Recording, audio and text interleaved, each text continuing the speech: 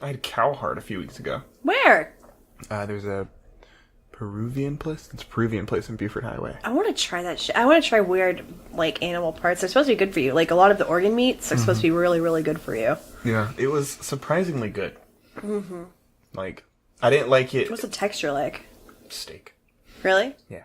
It was a little tougher. Yeah. But it's steak. It seems like it, because it's all muscle. There's very little fat to it. Yeah. There was a little bit weird because it was a kebab basically, but they gave you a kebab with little nuggets, and they also gave you like a flat iron steak. I did not like the nuggets. It was a little more fatty, some of the nugget parts. Yeah. And for some reason, when I ate a fat part of a heart piece, I was Yeah, a lot horrified. of visuals pop into your head. Yeah, I was just like, and they were this shape. Like and little heart gushers. Yeah. I was so fucking, I couldn't deal with it. It's good that we have this conversation before Andrea gets here because she's trying to be vegan.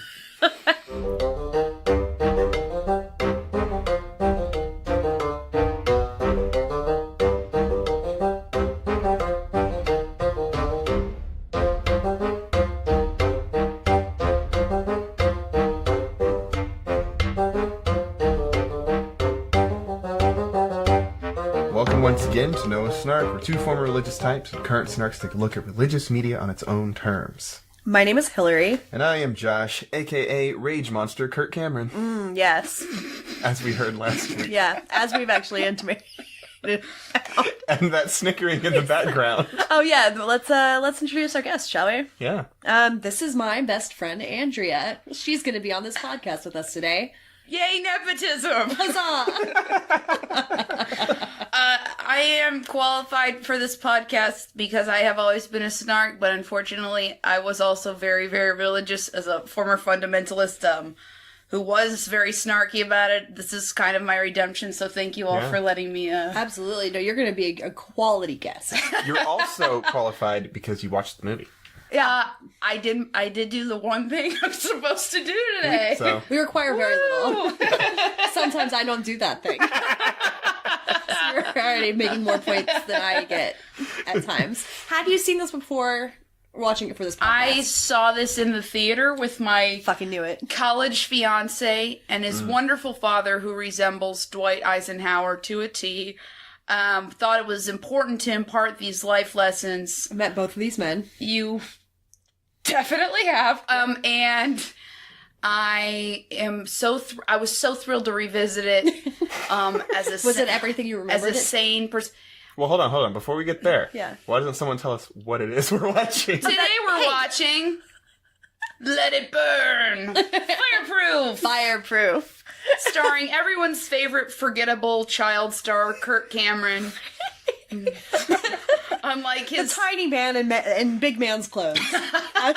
with piercing eyes, who hasn't aged since he was 14. That's Yes, true. That is everyone. fascinating. Like, it's weird because he gets grayer and he, like, looks like he looks older, but Yeah. he does not actually look He it. just looks like a worse. child. Yes, he looks like a child who's been put through some Aging makeup. Yeah. Yeah. It's very strange. It is very strange. He's not John Mulaney level. No, because I wouldn't call his level is unascertainable. It's true. Not a lot of people know his sister, It's all that sweet Candace. Christ blood. Well, his sister is also on that. Yeah. And it has propelled her show Fuller House to mediocre success. Yeah. Congratulations She's the only on Hallmark movies I avoid. that. No, don't who enjoy liked her. DJ? No one. No one. Well, I didn't like it. I only Stephanie, liked catchphrase. Michelle, Catchphrase. Comet. I at least like looking at him. Yeah. I would look at the dog more than I would look at DJ Tanner. And also Scott Weiner, who is Aladdin's voice, I know. looks a little too much like Kirk Cameron and played her love interest. So the fact that Ooh, that's a good point. I never know. Is this Fuller House or Full House? Full House. it's Well, all he's of the actually above. Yeah, I he's haven't in seen that it. one I too. haven't seen it. Good on you. So Yeah. you've only suffered one Cameron. Right. Sorry, what about the well, let's talk about that thing we Hey, saw.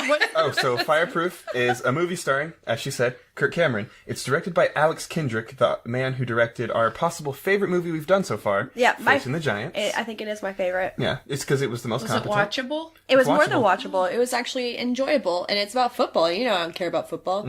No. But the premise of the movie is very simple. Yeah. Kirk Cameron's a firefighter, and his marriage is falling apart, and he's gonna fix it, maybe? I don't know. I don't know. He's got to make his marriage fireproof. But before, good. So good. Before we get to the movie itself, Yeah. Andrea, you mentioned it a little bit, but would you like to give us any more details about your Yeah. upbringing, your life? relation to religion and religious media? Oh, that sounds really fun. I actually was... But prior to meeting Hillary, like 3 days before, I had been set inside my heart to become a minister, an evangelical minister in college. What you're saying is I ruined your life. No. PTSD happened, and then gotcha. we both had that in common, and then you saved my life. Oh, beautiful. Like Christ, so you were more Christ-like than much of my circumstance. I've always felt that way. I know. There's so many meme jokes. I'm like, don't do them. Anyway, go on, please. Out inappropriate, the inappropriate. So, I grew up homeschooled for religious reasons by my very, very, he's not conservative, he's fundamentalist, because that's not even It's not the conservative same enough. thing. Yeah, conservative is a joke. It's like, you let the world roll according to God's will and you leave everything else behind. That's pretty much the upbringing. We didn't celebrate Halloween. We weren't Seventh-day Adventists or anything. We were just sad and overwhelmingly, what would I say, theological. The only times I got out of the house were to go to church, Wednesday nights, Sunday nights, Sunday mornings. Made my best friends through church. Only really sat around other people at like church potlucks. We gave out tracts on Halloween also. You were one of those. Sorry that I know that part has to get ahead of the... But anyway, yeah, so as a result, when you have those things removed, instead of them being removed from your character, you just turn into what I consider myself, which is like a land-bound figure skater, where you're just like constantly in costume. You think that you're Elton John on a Wednesday, which are all things that I continue to struggle with in a modern world. But you're also just so good at it. That's so nice of you. That's my best friend, ladies and gentlemen, and everyone else. Everything you do is perfect. So then I was really theatrically inclined, which thank you for that really nice compliment, because who knows whether or not it was true, but I really You're thought a it was star. true. You're a fucking Broadway star. Bam, bam, bam. Yeah. There is an alternate reality where she is in the movies we do. As the only good. Yeah.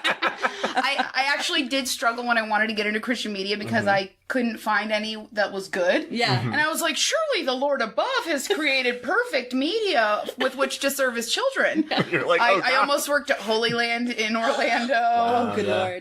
But the great the kicker, I would say, was when my high school boyfriend came out of the closet, or rather I peeked in the closet and was like, what the hell are all of our mutual male friends doing in there with you? Theater, what the hell? You'd think it would really grow hair on young men's chests. So, no offense, everyone can do anything they want. You can be masculine, hyper masculine. What's his mustache married to Megan Mullally? A very Nick manly Offerman. man. He's a manly seeming man, but who's also just an Nick artist. Offerman is an artist. He is an artist. And his machismo does not detract from it. So yeah, you can be that and You can do whatever you theatrical. want. Do whatever you want. But yeah, my boyfriend was gay, and I had studied lots of things and ended up having a very, very tormented apostasy when I was 18 years old, and became a hardcore skeptic and a really kind of bleak person. Then I met Hillary, who wasn't even into that stuff either, but was chill and really could handle herself socially beautifully. And I just stalked her until I gained a couple of her powers, and I've been making it ever since. I'm like 32. I'm doing okay. I've been enjoying it.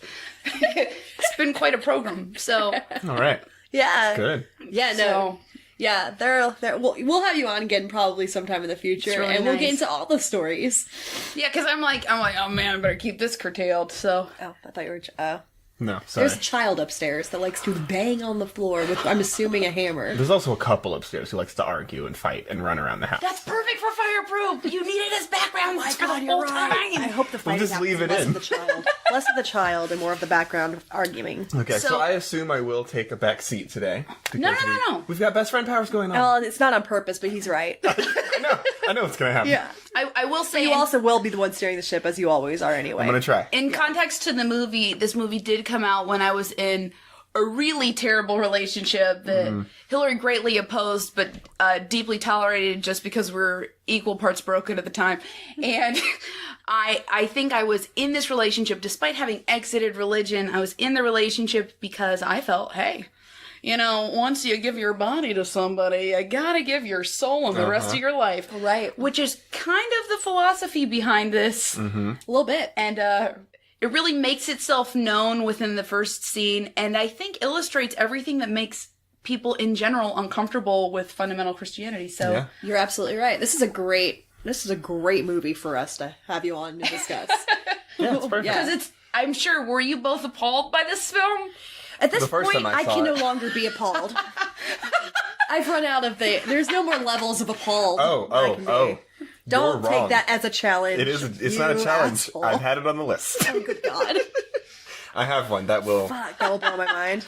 I'll tell you at the time. Oh, Okay. I know that you're going to lead us in. Also, I'm a huge fan of this podcast. It's an amazing podcast. If you're Oh, not thank subscribed, She is our you most ardent fail. supporter. I leave so many creepy Instagram comments. I love it. I almost crashed my car when I saw the Exorcist promo because I still can't handle that shit. I was like, oh my god, the silhouette of a girl, her face is in the wrong spot. I'm gonna die. So that was awesome. Also, now I know the story and never have to watch it. So you guys, you do things for me, like give me a Halloween. So, which you know how rare that is for me. I know. So, I know that you have the detailed things, but can I do the opening? Because Absolutely. I actually took very specific notes on this. Okay, great. But before the Absolutely. opening, Yeah. really quickly, let's Yes. describe. I talk a lot with my hands. Let's describe. It's great for podcasts. I don't get that over podcasts. Let's describe Fireproof in one sentence. Who wants to go first? Start with mine. Okay. This is the movie that ruined Kirk Cameron's life, as we learned last week. Yeah. And mine. You want to tell Andrea about? You haven't ruined heard his it marriage? yet, but on the campfire episode we did, he mentions that there's a scene in this movie that has literally changed his life, where now he's able to get angrier than he's ever been in his life previously. No. He was forced, but the director pushed him and pushed him. And now he's I like- know, and of course we know the one. That's Yeah. disgusting. And now he raised the ceiling on his own anger in his actual life, so he has to like tamp it down in real life. oh, Yeah. he was never that guy. Oh, barf. No, I know. I can't wait for you to. Sorry. Yeah, it's now. Right now, this is last week's episode that we're referring Right. to, which you've probably seen by now. Yes. Time. Oh, my one sentence is 40 Days of Nice.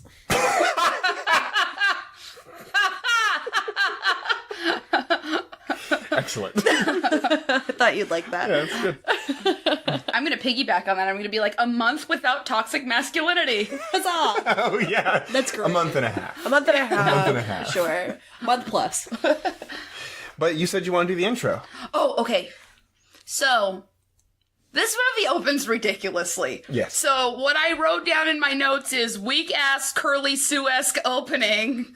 Let's just pull from John Hughes' least loved classic to Yes. just, when this, you hear a young girl, apparently sometime before current day, is being put to bed and creepily shares to her mother, "Mommy, I want to marry Daddy!" This is like a thing that With- happens in a lot of these movies. No, I wrote so many notes about it. Great, let's keep going. And it is this is real. Like I have heard my father say, "It's so cute that she's like that."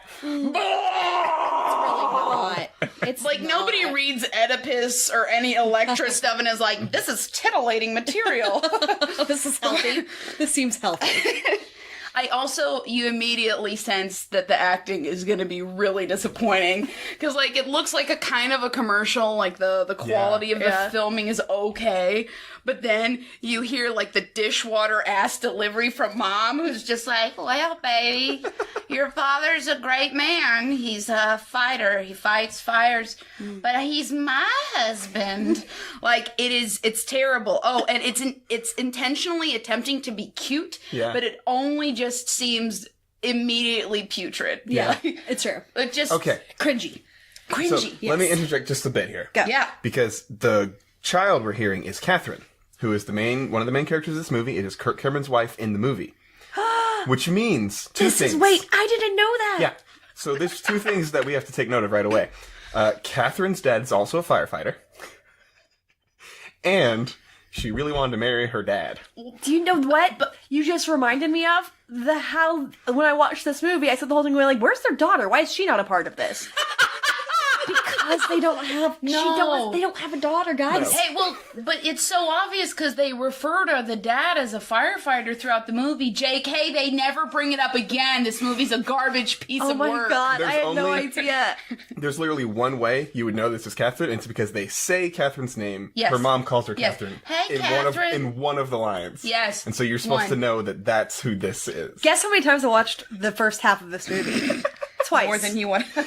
Twice, guys. And I just found that out from your lips just now. But like, it's a legitimate question for me because there's at least 2 movies now. Yeah. Where part of the plot is about small children wanting to marry their dads. Small And girls wanting to marry their fathers. Well, the Christian movie would never have the son wanting to marry his dad. True, but they're Oh my god, I didn't even think of that as a possibility. How limited as a, hey mommy, I really want to marry dad.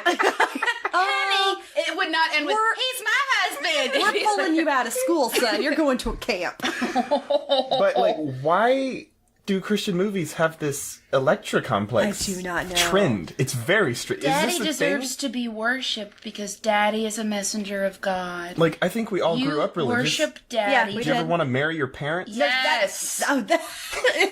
I'm sorry. It's disgusting. You had that? Because, like, I didn't really Yes. tell it. I did not Okay. know this was a thing. Well, No, I no, mean, I I am- told my mom one time, I was like, Mom, if love was a TV volume setting, I would love Dad 2 volume notches more than you. And she took it. You've been poetic your entire life. That's fine. That's straight disgusting. No, okay. It is upsetting, but it's poetry. This is not a judgment zone. I'm legitimately curious. Yeah, no, me Because too. No judgment. I did not know this was the thing. No. My niece, who was raised by my parents, as aforementioned, are very religious. Yeah. Would be like, I'm Cinderella, and you're the witch, and Bumpa, who is my dad, he's my prince. And I would be like, This is upsetting. immediately appalled Speaking and of the furious. people from your life I have met, Yes. that makes this extra unappealing for me. Just what about him says that's the forever love. the chivalrous savior of your life, picking up the Golden Corral tab, tithing on behalf of your immortal soul. I don't know what it is, but no, you're raised like that because, well, Daddy is the unquestioned Right. finger of God in our house. Don't say finger. Pretty much every household is structured around the dad. It's patriarchy literally embodied. patriarchy. It is. Yeah, that's- And it's supposed to be like the dad protects the wife. He cherishes her like Jesus cherishes Yeah, it's supposed the to be a church. give and take thing. Not for all. But oftentimes it comes to like, I'm an F5 of a husband, baby. You better do what I say. And that's not the finger of God we were interested in. I'm sorry for a Twister reference. That was awful. Is there more intro you got notes for? No, I want to Okay. hear you do the rest. I just was so infuriated by that beginning. No, that's good. Because that's That was gross. you're a delight. Well, after that very strange and disturbing intro, we go to a modern-day firehouse, where Kirk Cameron, our other main character, scolds one of the other firefighters for leaving his partner behind while they were just out fighting a fire, and he puts them both at risk. And we're supposed to think how valiant of Captain Lieutenant Colonel Kirk. He's just being stern because he just wants to protect all of his guys. He's Sure. the coolest senior at that high school. Yeah. He's And also just impossible to take seriously when he's yelling, because there's nothing threatening about this man. But he is in charge of the fire crew in whatever capacity that is. He He's wears wearing the the white outfit. shirt Yeah. versus everyone else's regulation blues or whatever. And we also meet adult Catherine, presumably not married to her own dad. Presumably.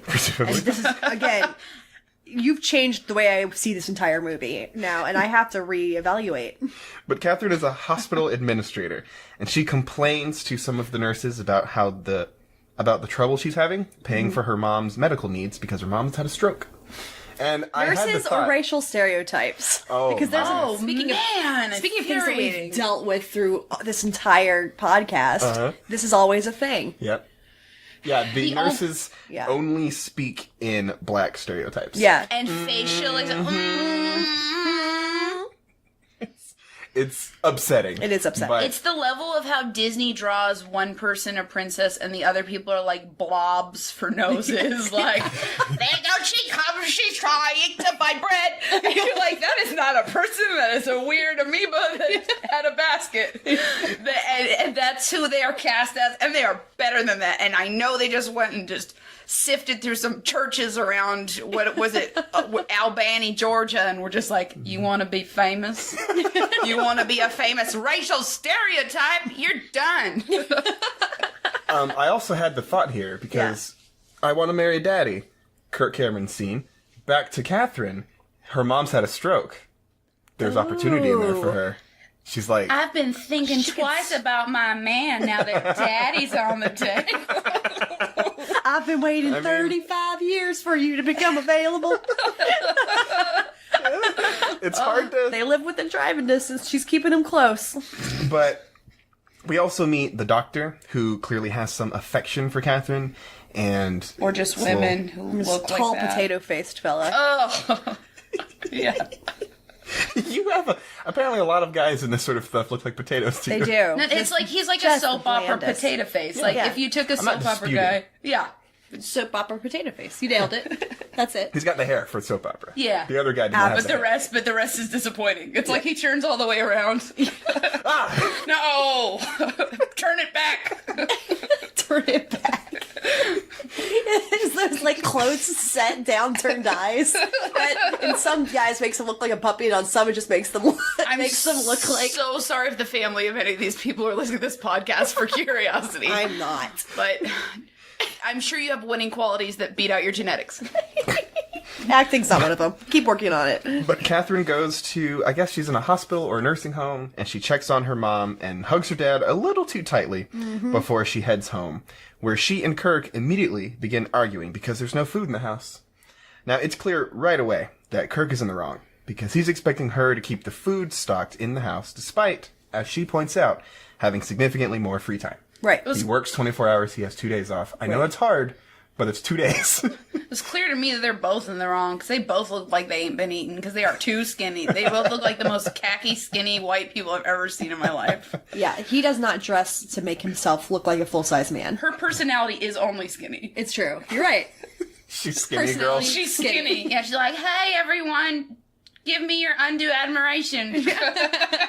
I've worked for nothing in my life. I can't keep up with... Wait, sorry, I'm not going to skip ahead. Go ahead. She also calls Kirk out because he does just stay at home all day, and he apparently just watches porn and fantasizes about boats. I'm sorry, we don't ever use that word in That's this true. movie. I'm- we use those websites, those sickening websites. You're always on your computer? You're always looking at who knows what. looking at that trash. Yeah, that's what she says. Yeah. Always looking at that trash. Just the idea of him watching porn or being sexual in any capacity way. I know, is and Kirk so has- upsetting. He has 6 kids. I also like to not think about that. irrefutable proof of Adoption. penetration. Adoption. So my question right away was, because they're fighting, I get it, they're fighting. It's fair to fight because he's being an asshole. And she says, all you do is look at filth on the internet and fantasize about boats. And why are those two things in the same sentence? Probably because they're all on the internet and she can only... Well, hey, Like, those are anything that's not God's plan, which is obviously for them to have a child, is pretty much sinful. Those are So- the only things that he does, and she needs them to be groceries. Plus, they really covered before how much he loves boats. Remember, just like how they continue to cover the dad being a firefighter. Oh, wait, this is a garbage movie with dialogue that comes out of nowhere and so much exposition that it doesn't even fucking make sense. They like walk around the kitchen, they're like, "You never loved me," and one time you're like, "No one ever fought like this in the history of mankind." Where's my food?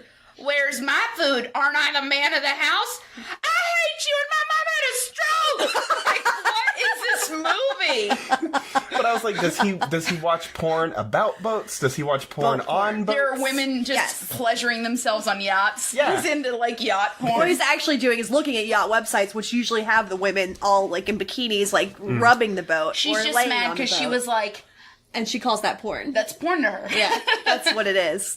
But we also learn that he resents Catherine because she has taken a full-time job when she could be sitting pretty at home.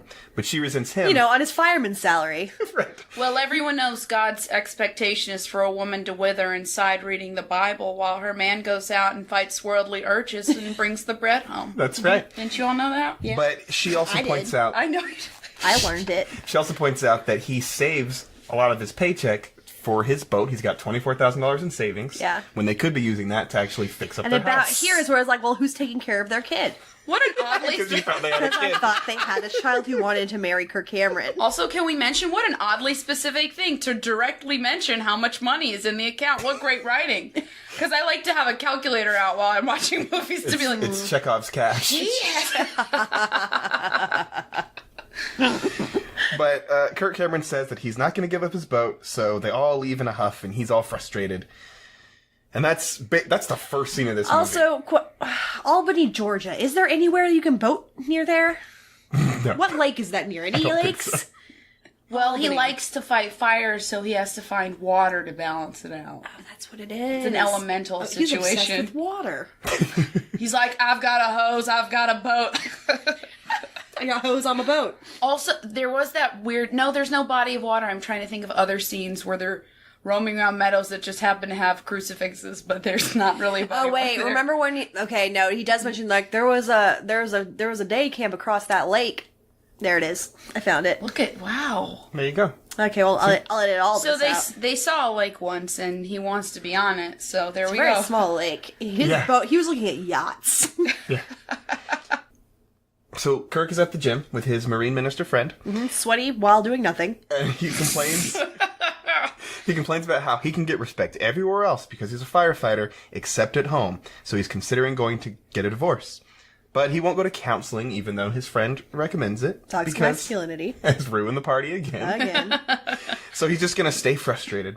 And now we cut to nighttime, and he's home, and he's looking for any food again, but there's none for him because his wife doesn't know when to expect him, and I think, understandably, doesn't bother trying to feed him. Right, and he didn't communicate. As she points out, he did not communicate. Like, I don't know when you're coming home, I don't know when you're leaving, so I don't have any food. He for you. can't needs to feed quit. himself. He's at a fire station with a kitchen and grown men all day. He can drink tomato sauce, but he can't make his own meal. She needs her to quit her job and anticipate his needs. Yes. So now we get the scene spoiler. that Kirk mentioned in the campfire that ruined his life.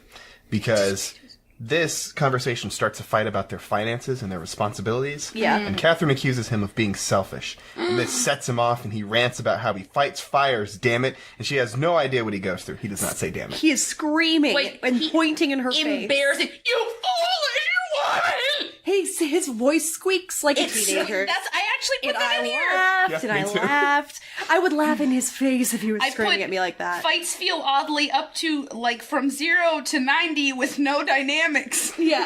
Kirk Cameron is screaming and squeaky, and the wife does not have the acting chops for a rebuttal. Yeah. Just pinned against the wall, But like looking scared, trying to look scared. yes, trying. Mine was his voice cracks, and he gets in Catherine's face, and he calls her mean names, but they're not really mean names because this is a Christian flick. Screaming, you fool! I thought it was really hilarious. Fool. You foolish woman! That is the number least thing any man will ever say to a woman in a fight, or anyone say to anyone in a fight. We actually did. That sounds like what Jafar would have said to Jasmine, maybe. Foolish girl. To decode it into Christianophile, we weren't allowed to say things including butt and jerk. And so we always called each other a fool. So this is straight up Christ talk, man. And an imbecile was a big one for a couple years. That's great. But while he's screaming and ranting at her, he asks her what the point of their marriage is if she can't give him the respect he deserves. Oh, yeah. And previously, she'd mentioned that all he does is stay at home and fantasize about boats and porn, and she's not going to try to compete with either one of those. I'm not competing with that trash. Right. And as he's screaming at her, she starts crying, and she says that she wants out. And he says, yeah, well, that's fine with me. And he goes outside. And he kicks some trash cans and throws things against a wall and has a little hissy fit. Says in the most annoying dead fish way, too. I want out. I just want out. But yeah, he goes outside, he punches a trash can or kicks it or something. Oh, and then No, he kicks it. And then His hardest, it just barely tips over because he weighs 20 pounds. it's a terrible gag they try with the neighbors Yes. being. The neighbors are witnessing this, him kicking over trash, and He has a neighbor who lives outside, I guess. Yeah, he's just always right there Well, it's an staring at older his person. house. It could have been funny if it was like a back to normal, like they've seen it all kind of thing. Right. But instead they just play the most easy grab, which is, I don't know if I like that guy.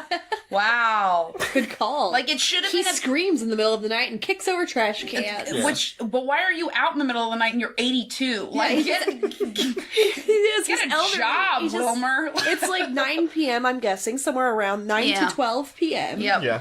Well, 9 to 11 p.m.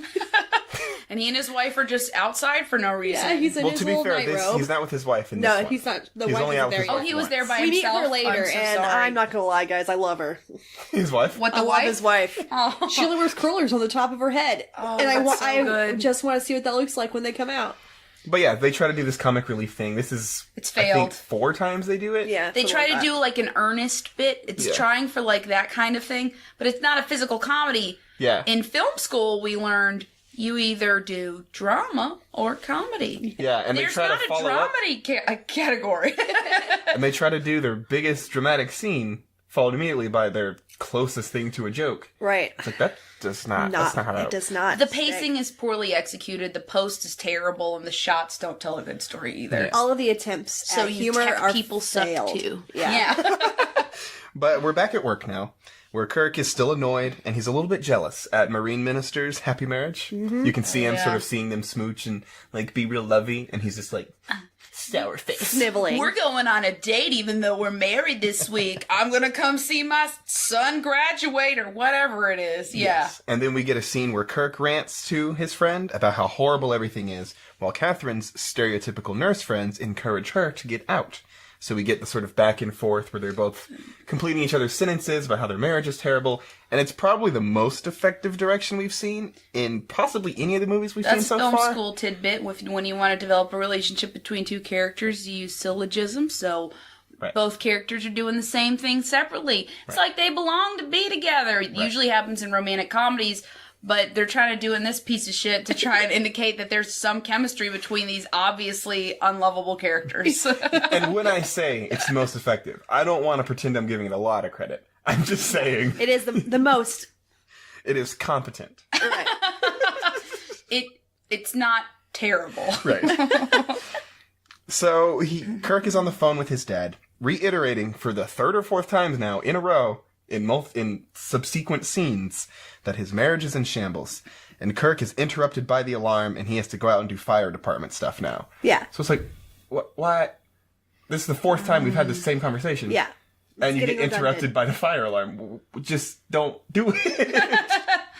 But they move on, and they find that a car with a woman inside is stuck on some train tracks. Teenager because they were gonna race or something. They were racing to the where were they at? Chick-fil-A. Yeah, we meet something these like teenagers. These 2 teenage guys pull up to these 2 teenage girls in their cars and like, "Hey, we're going to Oh, the food shit. place." That's what that scene was. Yeah. I was so confused. Again, It's like incompetence. a bad Rescue 911 prompt, is if exactly- anyone remembers. That's what I was thinking about. We're just like, "Hey, you guys want to go get burgers? Sure, we'll race She you." was later found dead by the lake. Yeah, cut to the same girl with like ketchup on her face. We're Yes. like, Let's explain very briefly Yeah. what we're talking about. Because Oh, okay. it took me, I did not connect this.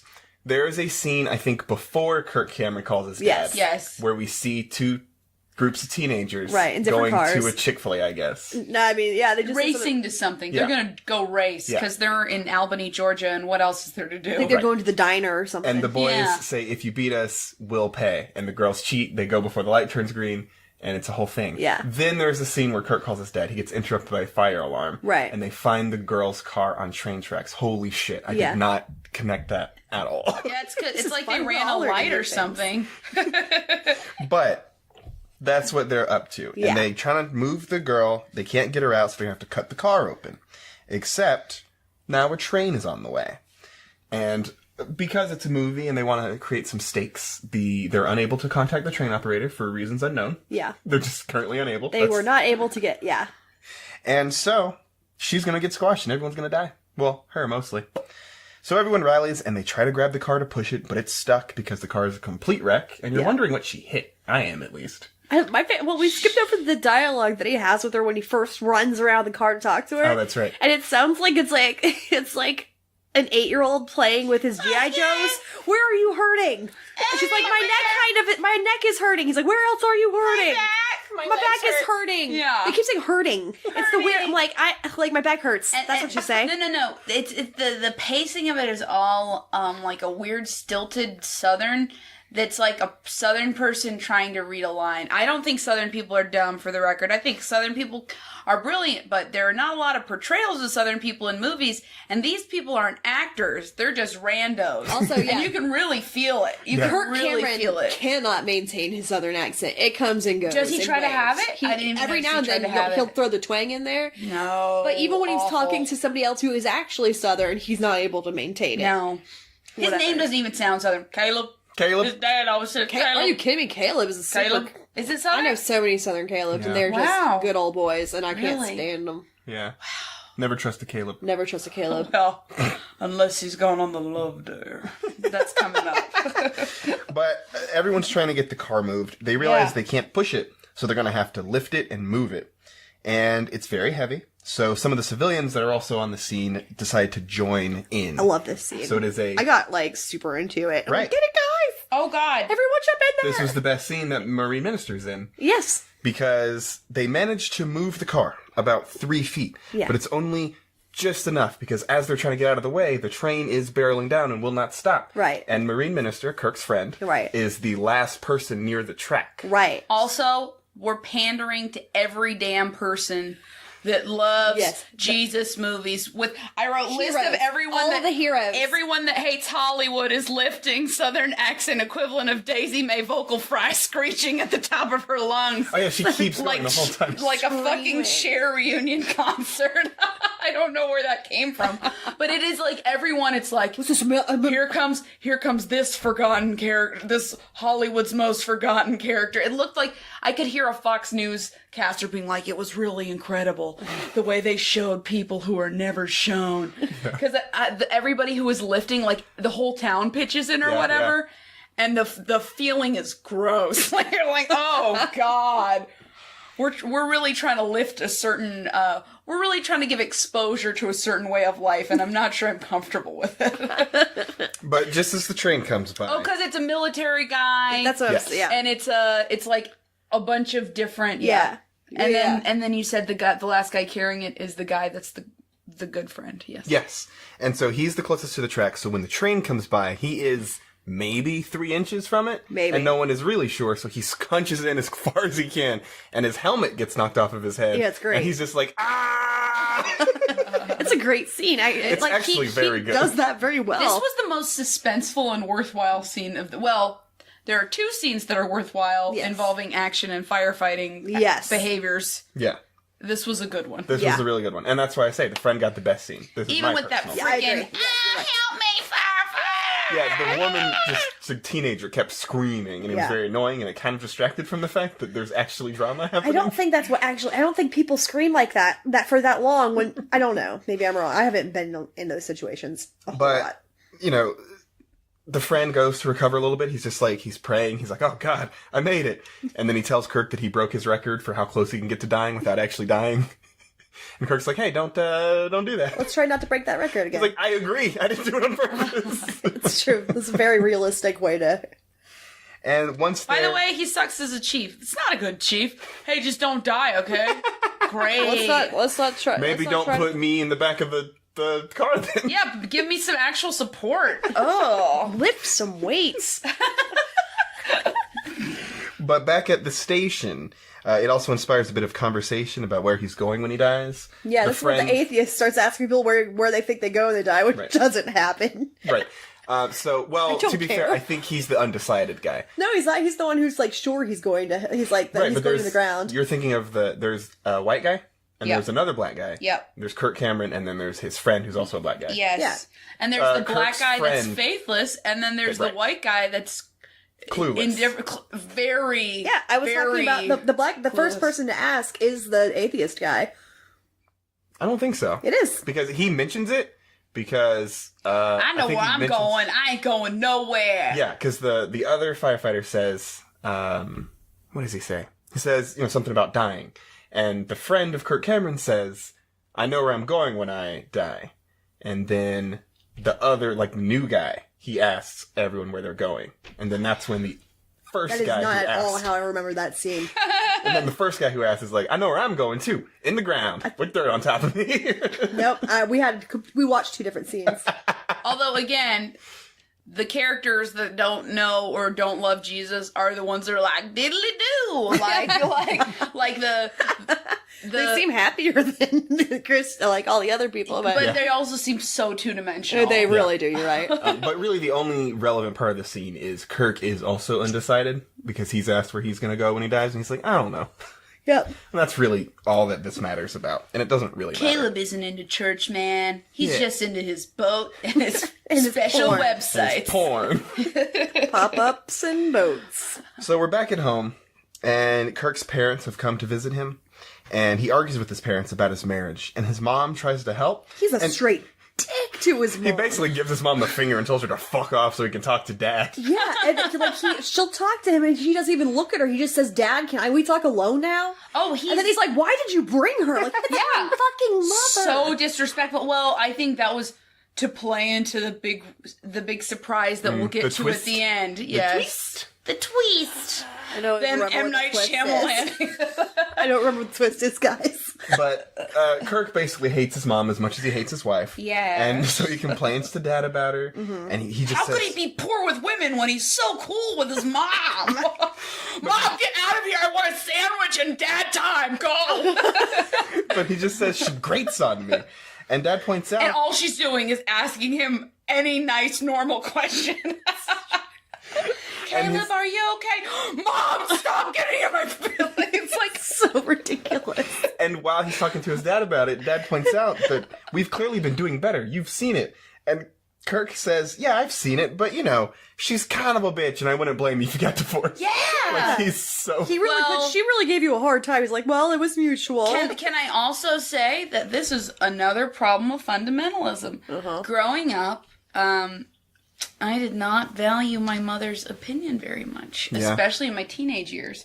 And my mom is the opposite of a nag. My mother is like a whisper of a person who's busy doing weird artistic stuff in the other room. She's like a Luna Lovegood human. Yes. So she's very, she's like if you took Goofy, the Disney character, and Luna Lovegood and made a person out of those ingredients.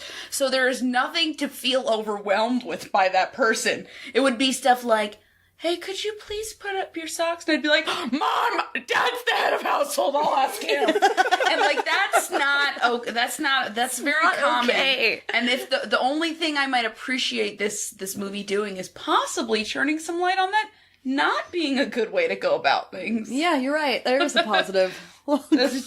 Just Twinkle of a light. Caleb's best friend and that. Yes. But Kirk's dad points out that the Lord has really worked on their marriage. Wow. And they're proof. And Kirk is incredulous. God, pshaw. He basically says, Don't talk to me about that stuff. Yeah. Like very Mikey doesn't like it kind of stuff. Like But Dad is stunned that Kirk doesn't buy his God stuff. And he begins his little Christian spiel before Kirk just cuts him off and walks away. Son, why are you building this based on the 45 faithless years you saw me spend? Instead of listening to my opinion of the last 15. Not even, I think it's like a couple years. It's like 3 days ago me and your mom made up, and you're not even respecting me. Oh, this is also the point where I was like, oh my god, it's only been 25 minutes. I know, this movie is Because way too again, long. Way too exposition, they just they barf it on you in a way that it just feels like it'll never be over and that you still don't know anything. Yeah. nailed it. But Dad interrupts Kirk and says that if there's any part of Kirk that wants to save his marriage, he should hold off on that divorce for 40 days and take a love dare. Dun dun dun. He says it's what saved Dad and Mom's marriage, and he thinks it'll save Kirk's. 40 days, that's it. Yep. So that's really the hook of this story. It took him 25 minutes to tell us what the point was. It's true. And so we're back at work. And Kirk is talked to by his Marine Minister friend about trying this 40-day challenge. And he's offended when his friend tells him that he's just giving up because Kirk doesn't want to do it. Right. He pulls rank rather than face the fact that he is being a dingus, saying that we are friends and I have let you speak your mind freely. Yep. But do not abuse this. And it's like, ugh. Yeah, that rang real wrong to me. That And he never did not- apologizes for it. No! I have allowed you to talk to me like a human. But let's not forget you are much lesser than. Right. Hillary and I have had friends like that, and let's just be honest, we don't hang out with them as much. It's kind of blaringly inappropriate to everyone. Yeah. So it's not like it feels inappropriate watching it, and I think that it develops his character as more lacking. But one thing that annoys me about this, where the love dare starts coming into play, there are no details on this damn love dare. Yeah. At most, you're going to get summary abstracts of what 3 days were about. But Yeah. it is a very vague montage of a thing. Well, they want you to buy the book.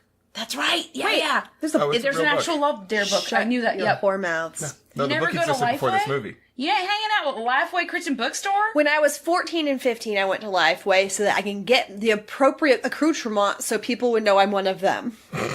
And then what was real fun is chiseling off my Jesus fish off my first car when I finally accepted that I'm never going to believe, and then having this weird sticky outline for the rest of the time. So Kirk eventually gets home and he receives his dad's journal because dad has handwritten this 40-day love dare for him. Really quickly, too. Right, it's been like a day. Well written. But he decides that he's going to go ahead and do it. And it's a sort of cumulative process. He has a task to do on day 1, then on day 2, add to it, add to it, add to it. Yeah, it's We like get forming any habit. Right. And after reading it, he does decide to do it. And his first task is to simply say nothing negative to his wife at all today. So, he's leaving in the morning for work, I presume, and he asks Catherine if she can drop something off at the dry cleaner. But instead, she sasses him and says he could have done it because he just had 2 days off. Hey, Once again- hang on a second. That's not only true, but when you're about to divorce someone, do you ask them to take your dry cleaning in? Yeah, when somebody's about to divorce you specifically. Yeah, someone's going to divorce you, and you're like, hey, by the way. We're not Like, divorced here's yet. what I'll I do. own you. Here's what I'll do. I'll throw ink on it, and I'll throw it in the... Yeah, she was in the kitchen. It would be funny. She like shoved it down the. She didn't do waiting to Garbage exhale, Garbage like light that disposal? shit on fire. Like, But he considers yelling at her, or starting a fight, but instead, he follows the challenge and he just says nothing. And we see the next day, and he's supposed to add an unexpected kind gesture to his list of duties, and so he makes her some coffee. Yep. She comes in the kitchen, he says, I poured you your coffee. She says, I don't have time for coffee anyway. And so she leaves the house, barely looking at him. Yeah. And once she's again... divorcing him, and she's mad at him. and also pouring someone's coffee isn't really knocking me out over here. Right. Oh, we're getting there. Yeah, go on. Yeah. Because we're going to talk about... The flowers. Yes. Oh. But he stays silent again. He just throws the coffee out in a huff, but he doesn't say anything. And now we're on day 3, and he's supposed to buy her something to indicate that he's thinking of her. And he calls a flower shop. Yep. And he says, I'd like to get my wife a bouquet of flowers. And they give him the number that we don't know. Or I think he says $45. Yeah. Hell no. Right. What do you have for more like 15? What do you have 25. that's cheaper? 25. He's like, what do you have for that's cheaper? And he's like, all right, 25. I can do that. I can do $25. Yeah. Then he adds stuff to it. Like, if you're trying to be cheap, why are you adding things to this? Yeah, He's not a smart man. He's not a smart man. But we see the flowers that he got. And if she wasn't unimpressed because it's a cheap set of flowers, Yeah. she should be unimpressed because it's an empty gesture. And he's too stupid to understand that this is a terrible way to spend $25. Also, what This flower was- shop even offers that as a thing that they do? Yeah, no. I can give you some garbage flowers. I swear, I bet that this flower person on the other line, who's like, if this guy's not willing to pay $45, sure, I'll sell you something for $25, and he just pulls some stuff straight out of the garbage that had gone wilty, and stuck it in it like a water glass. Yeah. Like, here you go, man. It's awful. $25. So Catherine is predictably unimpressed by this gesture. I'm unimpressed. I'm unimpressed that she didn't even pick up the chocolate. I was We don't like, at even least like eat the flowers. chocolate. And I now can still be mad, but it's chocolate still. And now there's some banter at work, but I'm going to skip it because this movie's long enough and we don't need more nonsense added to our lives. Thank you. Wait, this isn't the part yet where Mirror guy. that creepy woman is just staring her down, is it? No. No, let's save that, And because that's a moment. are we skipping over the coworker of his that's like making love to himself in the mirror? Yeah, that's the part I'm skipping. I'm okay with that. 'cause it skeeves me the fuck out. This scene is not funny or good. And the way the director films it, they give him catfish realness. Yeah. So they let him have that full-on creepy MySpace angle from the front, and then it pulls out, but without a sense of humor or timing, showing him doing weird body rolls going, it's me time. I hate it. Nothing was added, and only my life was taken away. I feel like a voyeur who's being forced to be a voyeur. My boyfriend, who is just my absolute treasure, who I love without having to pull any 40-day dares on, said this was good, but is also the known Fozzie Bear of our friend group. So it is not trustworthy to think that what he thinks is funny could be included. Hi, Gomez. All right, Love you. So we did talk about it a bit. Yeah, it's basically some guy Body more or less jerking rolling. himself off Yeah. emotionally, it's not physically. Dancing. He's going, hey, flirting into the you mirror. look good. It's basically somebody poorly preening themselves before a club date that will never happen. Boy, I hope they never talk to women. But we find that Kirk has been challenged to check in on his wife. So he calls Catherine, and he makes sure that she doesn't need anything. And she largely rebuffs the conversation, predictably, because he's being weird. And then she talks to the nurses about all the gestures he's been making over the past few days. And they warn Catherine that he's trying to butter her up before he blindsides her with their divorce. So Perfect. yeah, so she goes home and she calls Kirk out. And he gets completely offended that she just can't accept that he'd do anything respectable or honorable. And she asks him if the porn he was just looking at is honorable, because she caught him when he was on his computer. Which, Right. come on, self-possessed lady saying what you mean. Like, I did appreciate that. What I didn't appreciate is the obsession with using the word honor. Yeah. When you're not And from the Christian faith, are you, like, obsessed with anime in a way that you feel I was like... gonna say, is it your Mulan thing? Oh, my God. You must have honor. Your honor! But Kirk gets upset and he goes outside and he beats up his trash can again. And once again, his neighbor's outside because he just lives in the backyard. Hey, Mr. So-and-so. Hey, Caleb. Hilarious. Yeah. And I guess he just assumes Kirk is going crazy. Yeah. And then he's brought to his senses some by seeing his bizarre behavior witnessed again, and so he calls his dad instead. His dad points out that he's just been doing the bare minimum to get by. So if he's gonna do this, he's gonna have to stick it out and truly commit to it. And then for her part, we get a scene where Catherine complains to her mute mom about how horrible everything is and how humiliated she feels by everything Kirk does, especially when he's on his computer. I'm just so humiliated. I was the prettiest girl in high school, but I can't keep up with these ladies on the internet. They're made out of plastic and bad decisions with their uncles, and I love my daddy, not my uncle. That might not be right, but it's really what happened. Absolutely true. So we get a montage now of them each struggling with their own things, except really it's just Kirk. He resists the urge at one point to look at some porn, and she continues flirting with the doctor from the beginning of the movie. Well, There's even an arm graze, the scandal. Ooh-wee, they basically just had sex. Yes, and this is the part Andrew was mentioning where there is a creepy woman. an older woman who would probably resonate with the sad women from church going here and judging people, Yeah. makes a real strong, eerie, judgy face. At Catherine and her doctor. On the flirt. level I don't of even God's know who not you're dead. talking about. Like, I do not know who you're talking about. she's the one who she will later have a lunch with Catherine that will Oh. reveal her knowledge because she Right, notices things. Because she has not How's your husband, Catherine? passive aggressive. We're on day 18 now, and Kirk is reviewing his homework. He says that he's supposed to be studying Catherine again, learn what makes her tick. You know, he's supposed to make her a nice meal and ask her a series of questions to really get to know what she's thinking about these Yeah. days. And he's encouraged to do this the right way and actually put in some effort, and he actually does. Impressive. So Catherine comes home, and she's thrown off by the attempt, and she finally just asks him what he's doing. And he says he just wants to have dinner with his wife. And she tells him that she doesn't love him anymore, and she's not interested in this, and she Yeah. leaves the room. Again, straightforward. All right. Yeah.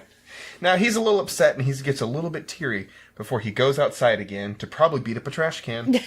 But no, he's actually out there to call his dad. Wow, Caleb! Did he already beat up his computer? No. Okay. But he is giving up, he says to his dad, and Dad points out that he's halfway there, and him and his mom are in the exact same position. They just gotta stick it out. And so Dad decides Dad decides he's going to make a visit to Kirk to persuade him to stick it out. So Kirk ponders in his backyard alone while Catherine cries in bed because she's confused. I don't know. Well, and also I just love the strength of Catherine, the actress, just because, as a woman who is so deeply divided that she talks to her mother who is bedridden after a stroke. And her only real social outlet. I was gonna say competitor. Oh, I forgot. Yep. For her dad's affection. She pretty much has to complain because her mom's already getting it from a firefighter. We already know that. Yeah, she's wanting to do is marry her dad, and this is the closest she could come. And this was her. And it's not working her out. Sad second, and she doesn't give any indication of even hesitation while she is telling him all of the no and shutting him out. She is doing what in therapy, or what counselors would call one of the 4 horsemen of the apocalypse, stonewalling. Yeah. And even acting that badly. She's just, there's no indication she is saying one thing to her parents and saying a different thing to him, which I hate to say nonverbals usually would give a little bit there, but that's all right. You're right.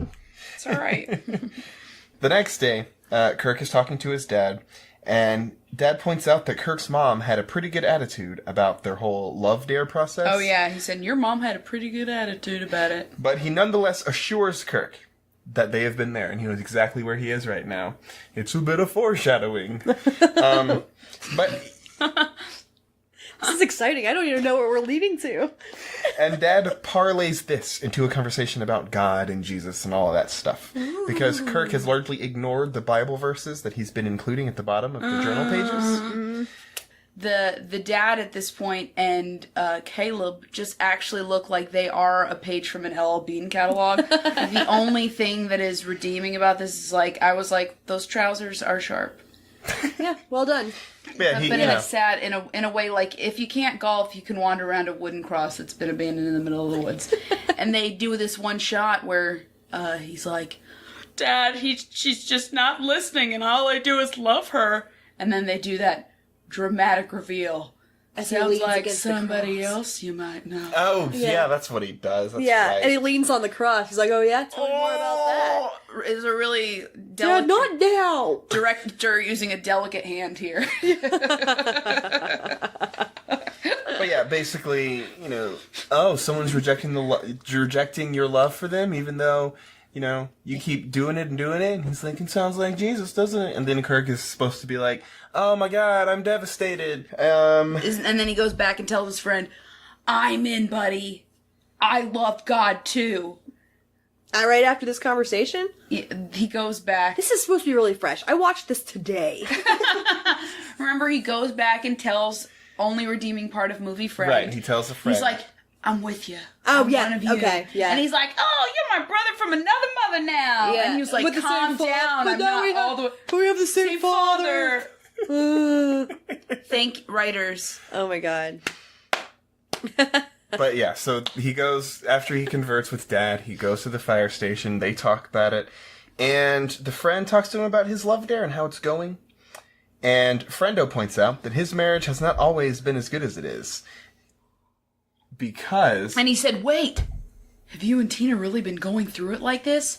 Right. First big reveal. Yeah, he has not been going through it with Tina, but he did go through it with his first wife. What? He's already failed? Say it isn't so. He's going to hell. But he's the good guy. He's gotten one divorce already, and he regrets it so much. But she's already gotten remarried. He tried to find her. Yeah, but she's got a new family with the new kids and stuff. So he had to move on, and he found Tina. So that's really depressing for him. He's still sad about it. Yeah, which is gonna be weird for Tina. I was gonna say. And their family. That's right. Children old enough to be going to graduations. Like every day he hugs him and says he loves him. He's like, I love you. I just wish it wasn't you. Yeah. Your mother was my second choice, kids. She's my silver medal. I love you, Tina. And if I knew where Jessica was, I would love her more. If she'd take me back, I'd do it in a heartbeat. If you don't think in I'm the following her on Bible? Facebook, you'd be wrong. Just go Old Testament and you can have as many as you want, so it's fine. Mm-hmm. Oh, that's right. They'll be rewarded. Yeah, so he couldn't get his old wife back, so he found himself a nice savior and a nice new wife to go along with it. Beautiful. Because only God can teach you how to have a good marriage. And so that's what Kirk needs to do too. Because as you know, atheists can't get married. Never happy. Atheists have miserable relationships, Yeah. which is why I'm the most euphoric and deeply contented I've ever been in a non-catastrophic relationship with a person who is equally of non-faith. I'm so happy. I'm smug. But only accidentally. Literally, people like sometimes say it like, you know, like, what's your relationship? Like, fantastic, and it's great in every way, and I've never complained. Like, I know it sounds smug, but it's also true. Okay. But we're talking about unhappy people. So Catherine's at the hospital. Sorry, you guys. We just did a dramatic reveal that 2 out of the 3 of us are in happy relationships. I'm in a happy relationship. And Hillary's in a happy relationship with herself. I'm engaged to me. Well, that's true. I didn't want to I out you. proposed in Paris. And I said yes. I didn't know that. That ring I wear, I got in Paris. That Nice. was my engagement ring. That's clever. Thank you. But Catherine's at the hospital, and she's flirting with the Dr. Soap Opera some more. Ugh, potato And face. He asks her what she needs to take care of her mom. He's not handsome, he's just tall. A lot of people have that problem. Go on. And he does his best to charm Catherine, and we can really feel the sexual tension, right? Ugh. No. He wants No, we to can't. have lunch with her, which must mean she'll have his children. That's right. Okay, so we are now getting a house fire scene because we need some drama, and basically there's a house fire and Kirk saves a kid. Yeah. It is Again, a I enjoyed this because, like you pointed out, very Rescue 911. Very- I love that shit. And it does feel climactic. Is he gonna make it? He is heroic. He's like throwing this child like a rag doll. Oh, it's a realistic kind of rescue scene It too. did Like feel some guy's realistic. head got on fire, and then he like axe chopped the floor so he could access the air underneath Yeah, the yeah. house. I'm like, Yeah. oh, And is breathing through there. Yeah. It was probably, again, the best part of the movie. Yeah, I agreed. do like firefighter stuff. It's amazing how skilled and how heavily trained people have to do to Yeah. be able to. It is one of the most dangerous things. I know, it's It's crazy. insane. Respect. Respect for all firefighters out there. Word up. Even But- you, Dad. Love you. The I don't want to marry you, though, okay? the, Deal with it. the conclusion of the scene is Kirk is in the hospital because he got burned some and he's a little hurt. So he goes to the hospital and Catherine comes by to check on Yeah, him. smoke inhalation is what it looks like, because he's just sitting there on the bed. Smoke inhalation and something with his arm. His arm's Yeah, bandaged. his arm's hurt so you know somewhere. he's so damaged. But feel it. Catherine comes by and she checks on him and just like, I just want to make sure you're fine. And then she leaves in the most awkward way possible. Yeah. She's like, I'll let you finish your work. And they're like, no, you can stay. We're working like, stuff. I don't want She's like, to. I'm gonna go let you finish. Again, despite you saying you need me to do. Bye! It's worth pointing out that, Flirt Doctor is also in the room. He's the Yes. one Flirt attending. doctor happens to be treating Caleb. Oh my! It's a small town. Yeah, and his face when he realizes that this is the husband of the woman he wants to bang. Yeah. Well, and he makes a point to put back on his ring. That's right. Against the doctor's protest, he said Yeah. you might want to wait for it to heal first. And he said, no, this belongs on my hand. I want to remember the lady who just gave me RBF hardcore before she walked away. It's just like, well, it's just gonna have to heal with my ring on. Yeah. And we're supposed to be like, oh, he's so brave. And then we see the doctor, shocker, shocker, shocker, shocker, sitting in his office considering putting on his own wedding ring. What? What? I didn't see that part. I did. Infidelitus man. Infidelitus, or is he also going through a weird divorce? That's not really a divorce. That bonded them and made them an actually viable couple. His wife has been giving him bad flowers for the last week. and has the same He's book. having the parallel love story. That's Fireproof too. You just did. Son of a Hillary. whore. But since Kirk has some time at home, his parents come by because they're checking on him, and his mom is asking if he's fine and like, I hope you don't die in a fire. And once again, he says, Mom, fuck off. I want to talk to Dad. Mom, if I die, it's up to me. Get out of here. Get out of here. Make me a pot roast. I need to talk to the one parent I respect. Shut up, Mom. I'm fine. So when Mom leaves the room, because Kirk has yelled at her I again, hate this so much. Kirk tells his dad, that he's still sad that he can't get his wife to give a shit about him, but we know that he's not going to give up. So we cut again to his time off because he's injured, and he's checking out some sexy boats on the internet when he gets some sexy pop-ups as well. Did you know there were girls in your area? Tempted to click here to see. Moms in your area have boobs. Tempted to click here to see what's under the banner. Kirk manages to resist. How does he manage this, you ask? He reads his dad's journal and is told that he must destroy his addictions before they destroy him. Boy, is he literal. Oh, man. So he takes his computer out back and hits it with a bat. Yes, He has a preach. full Office Space scene with it without that great music. Yeah. As any reasonable person would do. Right. Yeah. And my favorite was at first, he just takes the monitor out there. I'm like, does he know the monitor is different from the computer? But he got the computer. He beats the tar out of that Yes, he thing. does. And it's, Like, you could just, turn it off. and the Donate it, maybe? I really would like to talk to the Foley artist who was responsible for his grunting and the bashing noises. Oh. Because it sounded a little too much like if he would have clicked that pop-up, and I didn't want to feel that close to him. Also, if that's the way he's been getting his porn, he's gonna have so many viruses. So many. Yeah. Yeah. Ooh, a banner. Yeah. How did Catherine find out about my stash? It clicks AOL because that's what Albany still has. She's trying to check her email and just gets bombarded. But as he's destroying the actual computer part of the computer, we get another comic relief with the neighbor. Yep, this time And the with his neighbor- wife. Relieving? He said it with a did you see Josh's eyes roll to the back of his head as he said that? Yeah. Yeah, comic relief. But the neighbor finally gets a line that's not just Caleb. Yeah. Because his wife is out here with him this time. I love her. And he says, good. She's in a moo-moo. it says, I don't want you talking to that guy. I think he's weird. And what does she say? Nothing. No, she says, takes one to know one. Oh, That yeah, was that's it. right. That was the only good thing that happened. And again, she has like 4 curlers in her hair and only on the top. So what's the style gonna be? Treasure. I love it. But Being her own little flower. Go ahead, sorry. But Catherine comes home, and now she finds a proper bouquet of roses in place of Kirk's pornography machine. And this one appears to have somewhat of an effect on her.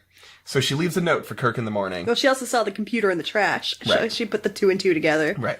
And so we're expecting some heartfelt confession or some nice letter back to Kirk. Wrong. It's divorce papers. Wow. She is hard ass. I love her. Yeah, like she is cold blooded. He's like, oh, he actually did a nice thing for me. Divorce. Yeah. She left me. it like in She's a like, nice... oh, that's right. My husband. That reminds me. I need to give him the divorce papers. And she like wrote a nice like calligraphic Kirk on the front of it. I know, so it looked like yeah. he was going to be See, but receiving that's something just- nice. That's where I start to be like, No. She is being an asshole. No, but what if yeah. But he's earned it. Yeah, What if he yes. opened it as the divorce papers and on the bottom it says, I'm allergic to flowers? Does- No, what Okay. if? I was gonna say. so good. That'd be hilarious. Okay, so he cries himself into a little Kirk ball. Yes. Yep. And apparently calls his dad because we next see Pops worried in his sitting chair. Every dad has a sitting chair. Not my dad. The good chair. Weird. Yeah, we all rotate around. There's Tell no your dad. dad to get a sitting chair. He That would deserves not go with my mom's decor. All of their chairs are comfy. I'm glad. It's They just good look there. nice. it. No, I agree. Hell yeah. It's not All like- of our chairs look nice and Yeah. feel equally uncomfortable. But Catherine is at the hospital, and she's talking about the equipment that her mom needs, and she is stunned to discover that someone has paid for the bed and the wheelchair that her mom needs, plus some additional accessories. Mm-hmm. And so she's so shocked that she leaves before she gets a proper explanation, because she's just so happy. I wonder why. And so she heads to work, and she immediately thanks the doctor, because he did such a kind gesture, and he gave her that money, and she's, kind of crushing on him for doing such a kind and thoughtful is gesture. in- And she was it. already on the edge. She as was we already saw crushing on She him. already wanted it. from Wanda's death stare that her She's already coworker been Wanda emotionally gave her. unfaithful. And the doctor says it's the least he could do. And she invites the doctor out to lunch after a little hand holding. Yeah. Which, They do by some the touches. way, And that's like she said, that's just Christian fucking. that's pretty much anal. It is. banging. Yeah, that's 6th base. You're just running the bases. Emotional affairs are something that are very, very often discussed in these intense. Aren't they? Everyone has heard this. Yes. Heard what? the emotional affairs aspect. Oh, yeah. Where you can't even be like, I shouldn't have opposite gender friends. I mean, I've heard that Even if they from people I dated. Oh yeah. Yeah, that didn't turn out well For them. for them.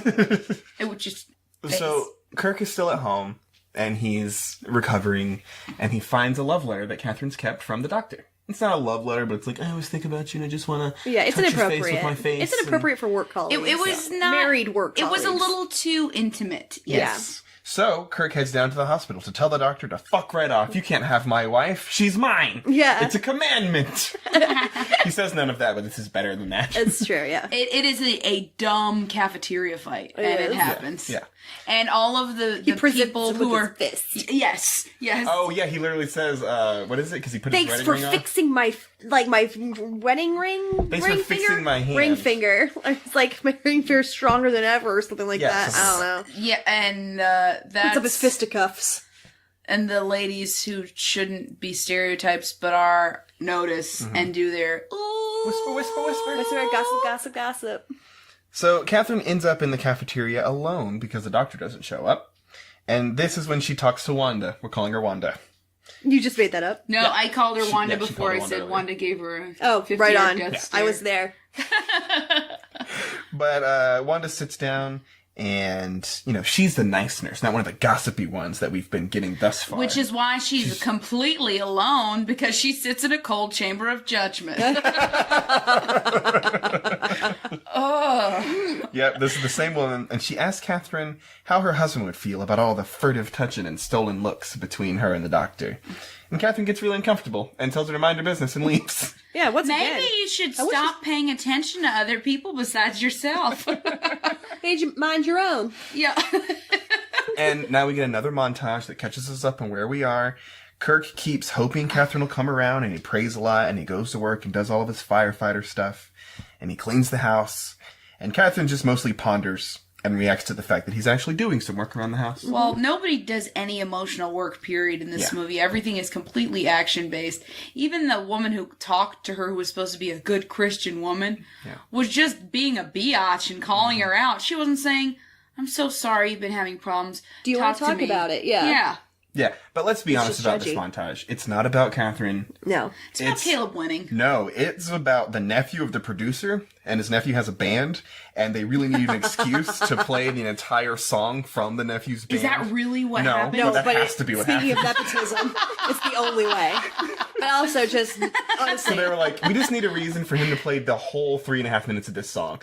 And he was like, fine, you're financing this movie, sure. And so we got a shitty montage for it.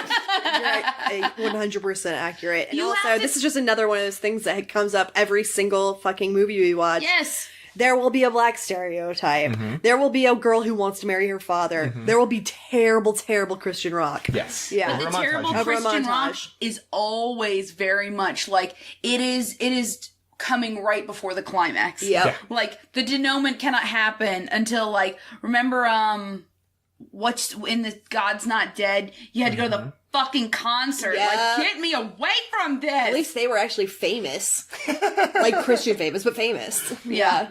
But the music all sounds the same. So. It does sound the I'm same. sorry. I can't apologize. distinguish any of it. It's all the same. Yeah, I There can't was do it. more than one song played, and I don't know if it was different bands. Only like that rapper. There's a Christian Oh, rapper. Lecrae. Yes, that Yeah. was good. The one who sounds like the soda I like to drink when I feel fancy. After the montage, Catherine is taking a day off because she's not feeling too well. So Kirk checks up on her and offers to pick up any medicine or whatever she might need. Weird. And Catherine rejects it, of course.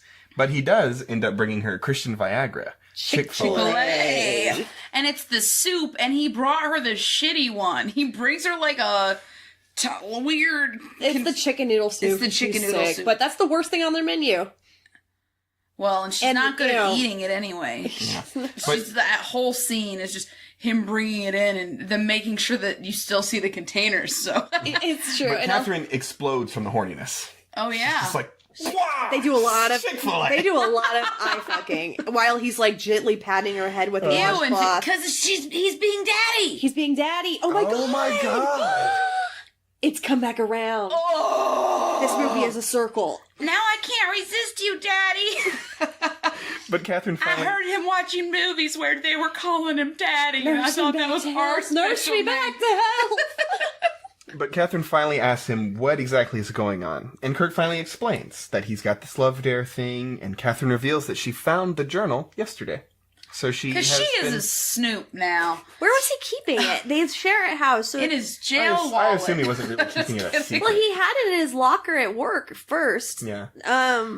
But he also keeps it in the house. I think he just keeps it on him. I don't It's in think his- he's a not very like he was hiding careful it. man. Yeah, I don't think he was keeping Like, it a I secret. think she cleans the whole house and looks like that in a pantsuit, and he just does whatever. you're He's right. doing better now. Remember, he did dishes during the montage. Yes. Yeah, he even swept that one part of the Yes. floor. But she asks him what day he's on, and it's revealed that he's on day 43, despite there being only 40 But challenge there's days. only 40 days. And he says, "Who said I have to stop?" 3 extra days, like Jesus is 3 extra days on the cross. Hot damn. Hot diggity. So she knows that his heart wasn't into it really early on, but she wants to believe that it's all real, but she isn't sure that she can trust him. And he says he's fine with all that. All he wants is for her to understand that he's sorry for being so selfish and disrespectful to her for the past 7 years. But he's loved other things instead of her. But in the last few weeks, God has given him a new perspective. And he's just hoping and praying that Catherine can forgive him like God has. Yeah, it's the God thing really feels very like shoehorned into this. Like, there's no real. What did God do again? Because it sounds like he's just following really Forgiven good So- advice. But did he, or did Kirk talk to himself in the mirror like that Nah, mirror dance guy? Sidebar, all Christian literature. I grew up, so until I was in 6th grade, I did not see a secular textbook. Right. Every textbook, at the end of the textbook, our textbooks were from Bob Jones University. It shocks me No. how intelligent you are. Oh, honey, that's very nice. I didn't learn science till I was 11. I never learned. He's not. I thought knowing animals was science. I was like, 2 by 2. At the end, you would get these 3 guidance notes that would tie you back to God. How cool is the river? Doesn't it make you think of how amazing God is that He could create every single bullet? And they would all be very stilted in the same way, where it would be like any lesson would be just shoehorned, very much like that. Yeah. That Because makes if it no couldn't fucking relate sense. to, if it was a story that couldn't relate to God, it wasn't a good or relevant story. Gotcha. That's so fascinating to me. But Kirk doesn't want to live the rest of his life without Catherine. He doesn't. And so he cries and she cries and we all cries. But it's a soft cry because she's pretty much already lusting in her loins for Prince Potato Face, Yeah. who hooked up in her mind, he's hooked up her mom with a fuck ton of hospital equipment Yep. for a reason that must only equal her vagina. That's right. So But she tells Now Kirk she's really that confused. she tells Kirk she's supposed to turn in her divorce paperwork next week because there's a time limit. No, it's not. No, there's no. But she needs some time to think. And Kirk is very understanding. So Catherine goes back to the hospital where her mom is again, and she mentions to the woman behind the desk that the doctor, bought all the cool stuff for her mom. And this is when the woman at the desk finally gets a chance to explain. Yeah. wait, I'm sorry, because she keeps just walking away mid-sentence yes. from the woman at the desk. But She let's should be be clear. so much more annoyed. She does it again. Because Yes, the woman yeah, it's true. explains that the doctor gave Catherine $300. Right. But the other $23,000 and some change came in from her husband, Kirk Cameron. And while this is revealed, Catherine is so overwrought with emotions that she clutches her own face, turns around, and slow-mo starts shiver crying, which is a totally normal reaction to someone who is continuing a conversation. She walks away and from it her plays in again. the background. What a bitch! For the second time, she She's the leaves. worst. For the second time, she walks away from this woman while she's trying to explain to her what's happening. I wish She they is had kept the camera on the lady so that she'd be just like, bitch. At least it would have been a little funny. Yeah, that would have been funny. You're like, and there she goes again.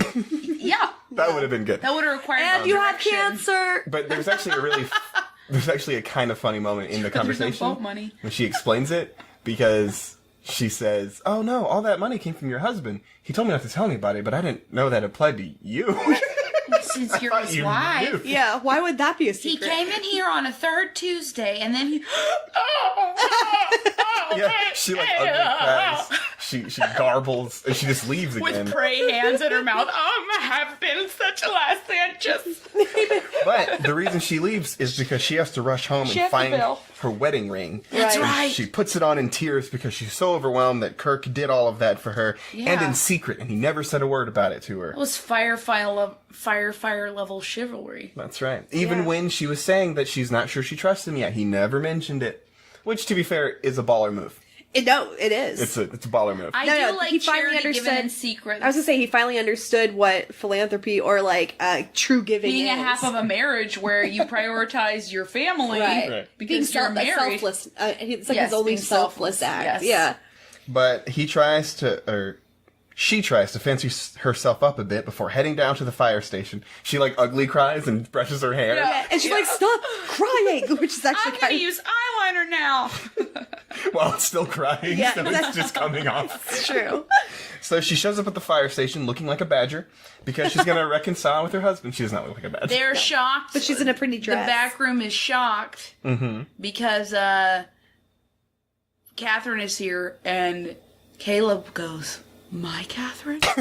Like there's a secret Catherine that we haven't known about this whole movie. It's a common name. Maybe half of their wives are named Catherine. Probably. And so they reconcile, they do big hugs, and Kirk is supposed to kiss his wife, but real life Kirk Cameron is a bizarre person. Yep. So they switch out the actress that played his wife That's real. for his real life That's wife. why they're backlit the whole time. Yep. Yes, Super for just backlit. one last And is she what the barefoot fuck all moment. of a sudden? Is his wife taller than him? Because once maybe. they cut away, they cut to where like it's obviously his real life Googling. wife now, and they're backlit, so you can't tell it's not Catherine. Maybe it's just that his wife is taller than the actress. That's what I'm so saying. They took her shoes off. That's what I was saying. Like, Oh, okay. or yeah, so you could because otherwise you could tell versus Kirk. I mean, you can still tell, but Yeah. yeah.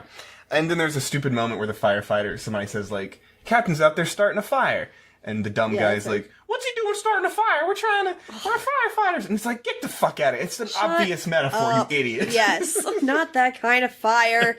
He Mora. said exasperated as an actor.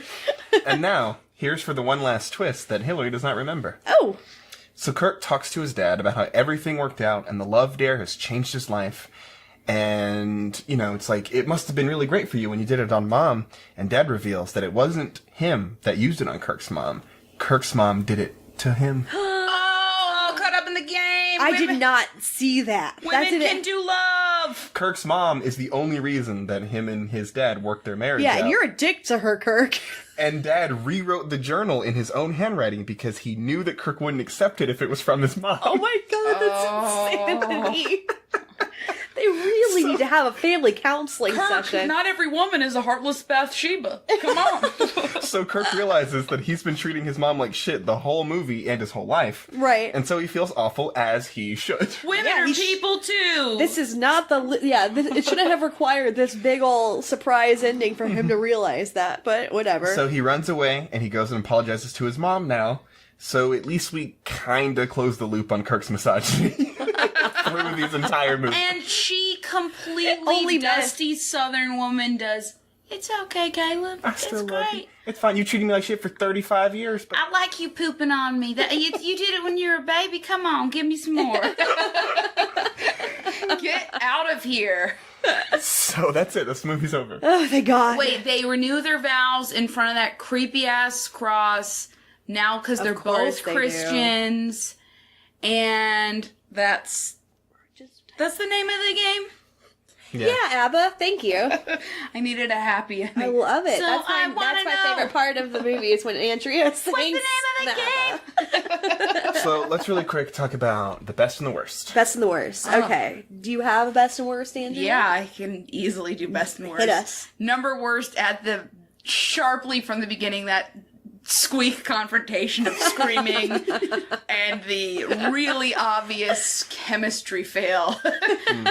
I'm gonna add to the worst list the constant attempts to add comedic subplots, Yeah. including characters that we really cut off in this podcast because it was just so badly executed it didn't even bear mentioning, because it doesn't have any impact on the plot, and also it doesn't enhance the movie. Yeah. Like that guy that dances in the mirror thinks he's a big shot, and then Kirk Cameron does a hot sauce challenge, and they both have to gush That's the the hot time. sauce. you skipped over the hot sauce challenge. Because it was useless. It was useless. And then he finds out later that Kirk Cameron was only drinking tomato juice. And he jumps up in his bed in the middle of the night. Maya, you don't know what that did to me. That guy thinks funny is being loud.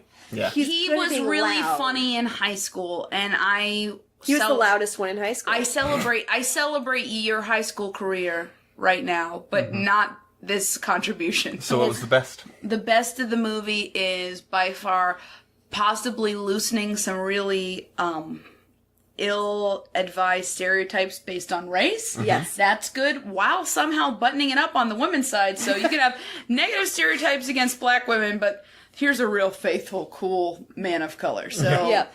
I like that actor. And then also, best is just hilarity in performance. Unintentional hilarity is the winner for this movie. Yes. Just the deliveries, the choice in script. Yeah, forehead vein Kirk Cameron. Oh, I'm gonna go with Catherine consistently walking away from that woman. Yes. yeah, That's a good song. Like, literally, the climax of this movie wouldn't have happened yeah, if she could just have a conversation with a person. yes. so true. I think the In last. fact, Catherine walks away from almost every conversation she has in this movie. Yeah. What if she doesn't? You're right. What if English isn't even her first language? She just nods doesn't and understand. smiles. That's the real reveal. She's actually Russian and he paid for her. I think we all think the obvious best are those fire scenes. 'Cause Yes. that's really Yeah. difficult to pull off. I was into those and I was paying attention. Yeah. And it made me want to go and watch all of my Datelines that I have saved. Oh, I have so many on my DVR I wish I could right watch now. Datelines. But also favorite is Moo Moo Grandma. Next door neighbor. Yeah. Yeah. Love her. What's the worst? Worst would have to be... This is... How many movies with Kirk Cameron have we seen by now? Like, At least 5. at least 5. And we've never seen him in wardrobe that fits his body. I don't know if that's his choice or Yeah. if he only hires like costumers who don't understand or can't. Maybe they're just too they don't want to embarrass him by shopping in the little boys section. I don't know. Either way, it bothers me every time. That's fair. Him and his firefighter helmet makes him look like a cashew. Like it's so huge, and his tiny little head peeking out the bottom. All right, great. Yeah. So now let's talk really quick about some things that are like this. Did you do best Oh. and worst? My best is going to be Marine Minister, Yeah. a friend, and my worst is... Well, you said your best was her walking away from that Yeah, lady, it's which just that sort of weird... yeah, All the weird conversations that happen in this movie. In fact, right. I'm going or to make... non-conversations. I'm going to make that my best worst. Okay. Best okay, there you worst. go. Because Best worst. it's the worst thing, but it's also the best thing about this movie. Because Right. she does not have a conversation in this movie that she does not walk away from before it's over. You're absolutely right. There's not a one. We don't see her communicate. They're both bad communicators. The Judgy Judy, or Judgy Wanda, Yeah. she walks away from. The doctor, she often walks away from. Her Kirk, husband, the entire whole time. movie, The she movie walks is away from. about her walking away from him. Yeah, you're right. Can I say, I think the worst thing about this whole movie is that there is not a single relatable conversation from or between women. Yeah. There's, it would fail the Bechdel test like shot one. When she is among other women, it's to talk about men. Right. Her entire existence, besides her care for her mother, which is really invalidated at the beginning because she's trying to get to her man, is So true. is based around men, and the women that were presented, other than the Marine's wife Tina, who is very much in passing and has no depth or definition, it is on a strictly male voice. There's no He thought learns about presented. misogyny from men.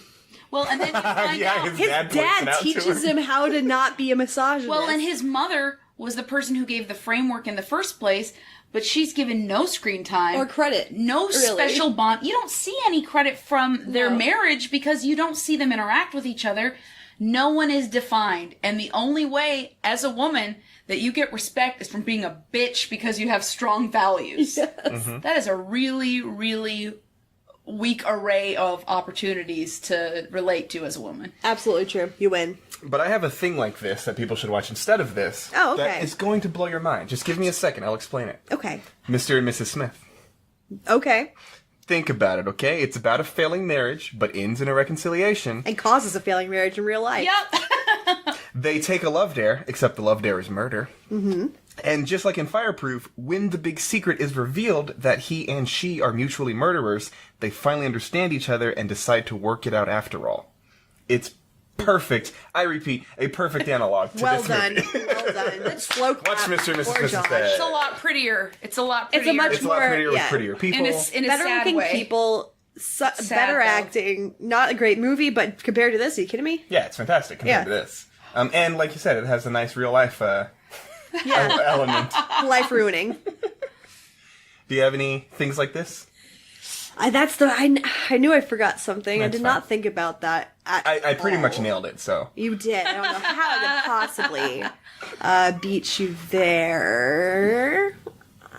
Nothing. You? I'm going to go ahead and contrast this with The Notebook. Okay. Because I don't enjoy The Notebook because I had just fallen out of religious faith and my love for my aforementioned gay high school boyfriend, who is a treasure. And He is I a love treasure. if he ever hears this. But in The Notebook, you have scenes that fluctuate between elderly couples and young couples figuring things out, in which they constantly are turning away from each other and then understanding each other again. But The Notebook is almost high fantasy because it's realistic and also ridiculous Yeah. in a way that people relate to. Yes. Whatever people relate to in this movie, they are already living so deep within a subculture and so clinically removed from what would be normal in people's lives that it's unapplicable. Yeah. And it is not converting the people that it needs to convert. Whereas The Notebook is beloved by people who don't even prefer a romantic comedy. Yeah. So I would say The Notebook is what they could have done. Well done. And I still hate it. So Yes. I hate them both, but love one is it. successful. I love The Notebook. I haven't watched it in like 10 years, but I love it. I think that's... I don't think there's anything wrong with that Thank you. in a funny way. You know what I mean? It's like liking Twilight or something. Like, to me, that's funny. If you really like Fireproof, I don't know what secular people do to substitute prayer, but I do that for you. Deeply and from my soul. I almost justified eating Chick-fil-A today just because we were doing this. Because it's on theme. And it's the only good thing from this culture. Like, it is the true. only thing that so even I delicious. prefer to not eat the meats, but Chick-fil-A is delicious. Like, Unarguably. You cannot argue it. Unarguably. Yeah. It's really good. even Yeah, so we just have one more thing to do, and then we can close this extremely long episode. Sweet. How many hours are we at? We're at 2 1/4. Holy so fuck. sorry. Why are you Quite the editing. I apologizing? did too much talking. No, you Let's- didn't. There's no such thing. Yeah, there's no such thing. More, It's fine. more material is better. So let's talk about what we're going to do next week. I'm going to have Andrea read it for me. Oh, Andrew's going to tell me. Ooh.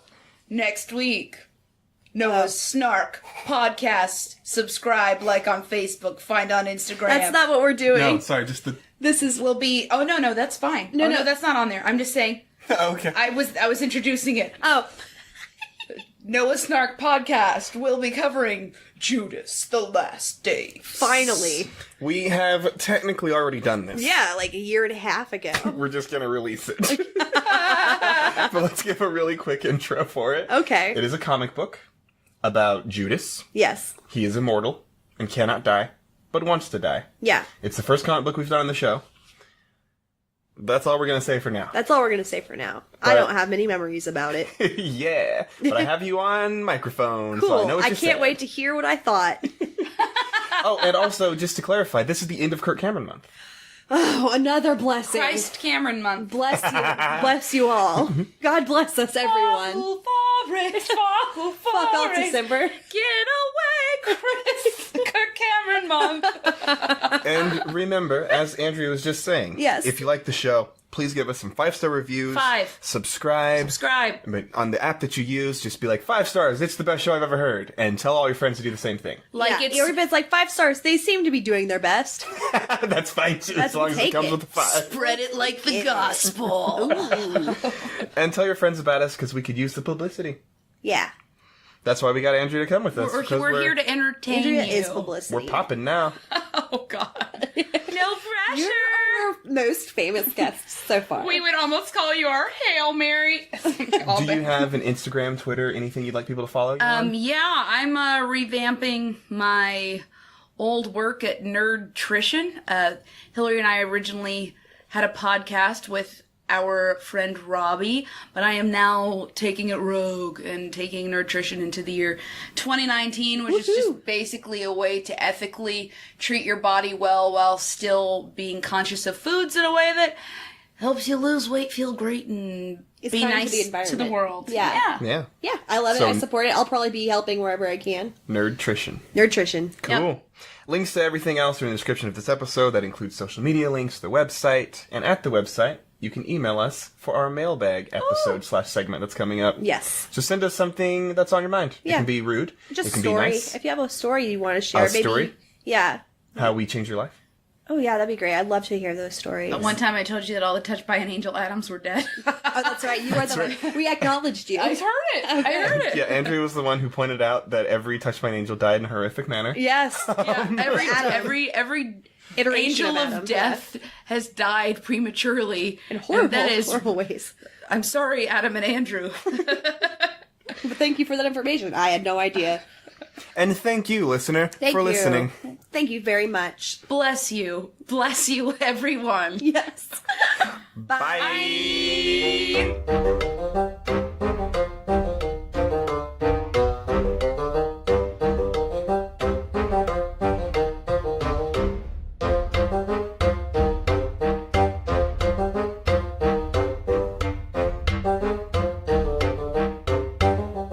This is my first time doing the double mic Never setup. done double mic setup before. But So it you guys sounds are good. both having to be rappers, like one of those like '90s music videos where Mariah Carey's like, "Sorry," We and you're like, could. "You don't need." They had enough had that. money for 2 mics. We have But to yeah, except definitely- for there was like 7 people in on that. Well, like, they- all Boys to Men had 1 mic. They and shoved she had Boys one to mic. Men when she was like, "Ah." I'm pushing Hillary in the face right Mariah. now. Classic Mariah.